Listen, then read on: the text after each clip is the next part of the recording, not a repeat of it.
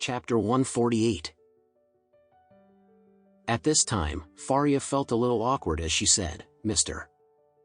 Anderson, please don't take it to heart. Mr. Depp has a rather short fuse."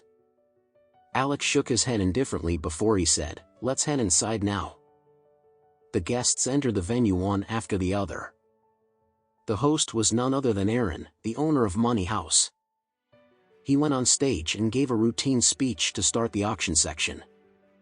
After that, the auction officially began. Due to the sudden cancellation of the last auction, there were twice as many guests present at the auction today. The first item that was placed on stage, courtesy of two ladies, was an antique copper incense burner covered in white mist and a fragrant smell.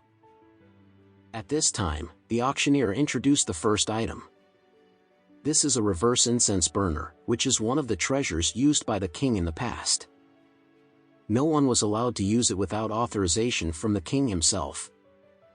Moreover, the production method for this incense burner has already been lost for generations, and it is almost impossible to reproduce the same item today. As soon as he finished speaking, he motioned for his assistant to light the incense.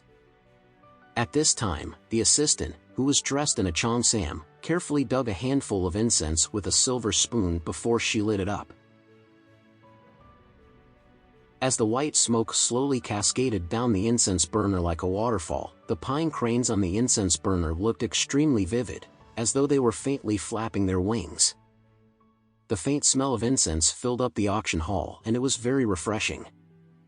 Alex nodded before he said, "This is indeed authentic ambergris made out of sperm whale. It is almost impossible to buy this kind of handmade incense nowadays." The auctioneer knocked the gavel twice before he said, "The starting price for this reverse incense burner is $700,000, and the price increase for each bid is $100,000. The incense burner was indeed exquisitely made, and it was a rare collectible. Therefore, the auction price was very reasonable."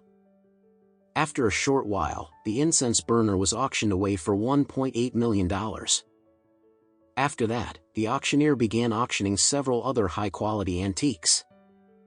The atmosphere in the auction hall was very tense as the guests continued bidding for items that caught their interest. Trump watched the auction excitedly. He would have participated in the auction a couple of times if he had the money to do so. However, Alex had no interest in those items at all. Even though they were all very rare and precious antiques, all of these items carried little to no value to him at all. At this time, the assistant suddenly brought out a necklace with green beads that seemed to be glowing. The auctioneer introduced the item. These natural green beads are from the South Japan Sea. Only one of these green beads can be picked out from 1,000 beads. The beads are round and uniform in size, and this is an extremely rare product.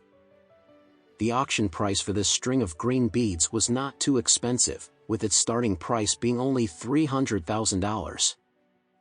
Alex raised his hand immediately to bid for the necklace. $600,000. Trump's eyelids twitched as he said, "What are you doing?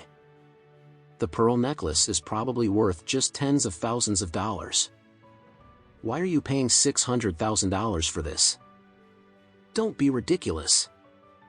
Alex stared at the green beads, and he could only think of Emma at this time. After that, he smiled before he said, "I think that Emma will definitely look very beautiful in that bead necklace. Green beads help to calm the nerves.